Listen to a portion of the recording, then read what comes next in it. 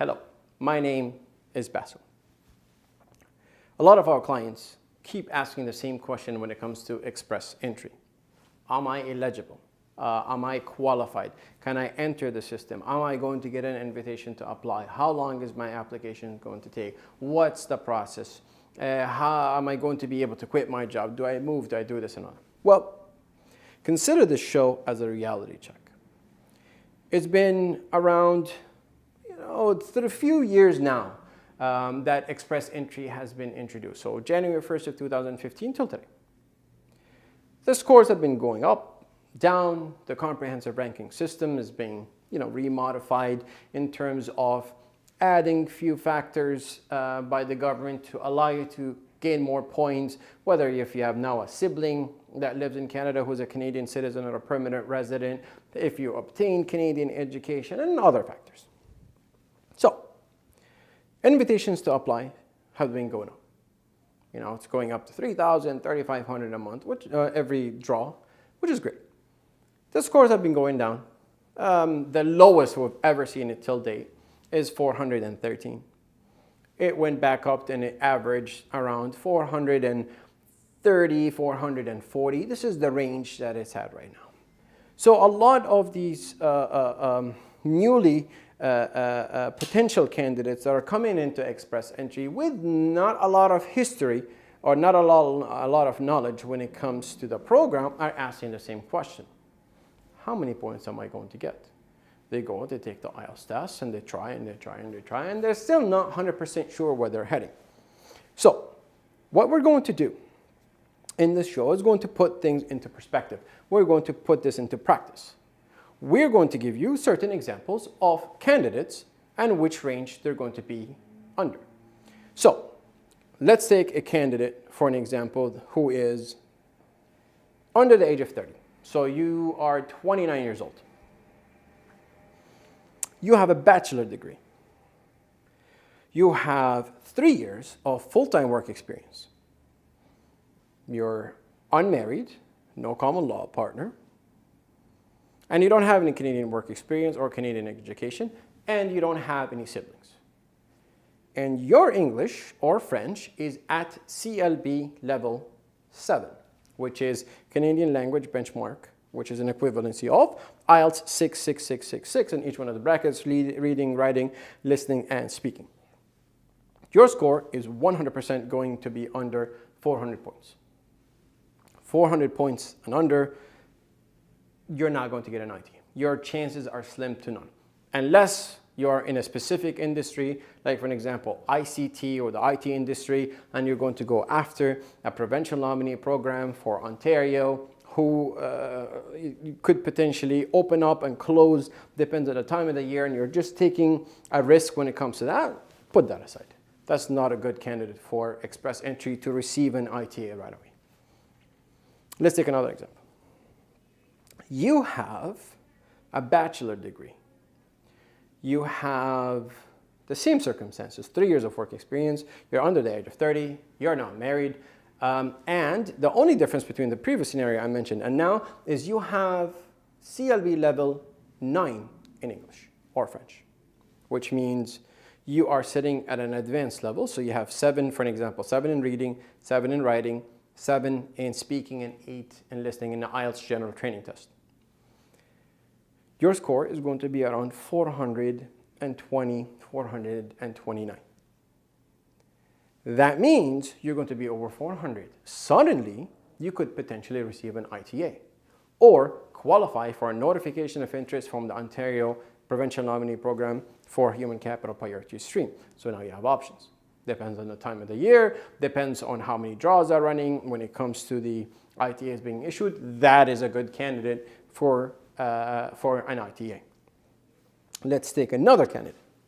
Same circumstances. Still, 3 years of experience outside of Canada, bachelor degree, under the age of 30, etc., with CLB level 9, so that's advanced level of English, and you have a post-graduation certificate or diploma. So there's a 1-year diploma outside of Canada in addition to your bachelor degree. Suddenly, you're going to be over 470 points, which is a great score. Okay, well, let's go back to scenario one. Well, I have a bachelor degree. I worked for 2 or 3 years after I graduated, and I have an intermediate level of English, which is CLB level 7. Married, not married, it doesn't really matter. I have 35 years of age now. I've been working to make money. I never pursued my higher education. I never pursued any post-graduation certificate or diploma. Suddenly, you could consider pathway to immigration through education in Canada, meaning come to Canada and do a postgraduate diploma or do your master's, do your PhD, do something when it comes to your study plan to continue your education. Let's assume you took a 1-year degree or a 1-year diploma in Canada in addition to your bachelor outside. If you do that at a public college, you're going to get more points. If you do that, and you have advanced level of English, so CLB level 9, and you have, let's say, a bachelor from outside Canada in addition to a diploma inside Canada at a public college, a combination of these 3 will be able to get you double the points for your experience, for your work experience, and double the points for your education. Suddenly, you're over 500 points. Let's assume you graduate with a 1-year diploma or a 1-year master's or 2-year program in Canada, post-secondary. And you do that at a public college and you receive a post-graduation work permit. With that work permit, you obtain 1 or 2 years of experience in Canada. Say you get 2 years of work experience in Canada with a 1 or 2 year diploma or degree in Canada. Bachelor degree outside. You're 35 years old. Advanced level of English, not even that, intermediate level of English. If you have 2 years of full-time work experience in Canada, CLB 7, which is an intermediate level of English, 3 years of experience outside, 2 years experience inside Canada, what you will be able to do is if you have a bachelor degree and a diploma or a master's degree and above, you double your education points. You'll be able to double your work experience points. Suddenly, that's 100 extra points of bonus that you can add. You're over 500 points. Great candidate for immigration. Great candidate for express entry. You'll get an ITA. So, point is, in all these different examples, there's only one common ground to all of them. English or French language proficiency. CLB level 9 is your key to double your work experience if you had 3 years, and it's your key to double your education experience if you had a bachelor and a diploma or a master's and above. If you do not have an advanced level of English, you need to substitute that with 2 years of full-time work experience in Canada. That will give you the same effect, doubling your work experience points, doubling your education points. So either you focus on your English, French, or you focus on obtaining work experience in Canada, whether it is through an open work permit for a spouse, whether it is through a post-graduation work permit, if you're from a country that is eligible for the international experience class and getting working holidays or young professionals or whatnot, as long as you're not on a student status and you're able to obtain legal work experience in NOC level 0 A or B, qualify for immigration, you're good to go. So, now you do your homework. Do I focus on my English and French? If not, I focus on my education. Think about your family. If you're married, if you have a spouse, well, you can come and study. Your spouse can work full-time, or your spouse can study full-time. You work full-time. And then you'll be able to support each other financially, and one of you two will be able to get work experience in Canada and apply under the Canadian Experience class. So there are options. But you need to understand that if you don't speak advanced level of English, you need to get work experience in Canada. It's either this or that. If that's not what you're interested is when it comes to express entry in the Federal Skilled Worker Program and the Canadian Experience class, you need to go to another level or another layer of immigration. Not federal. You need to go to provincial nominee programs. You need to go to the Ontario Immigrant Nominee Program. You need to go to the Saskatchewan Nominee Program. You need to go to the BC PMP program. Same thing with New Brunswick, etc., etc., etc.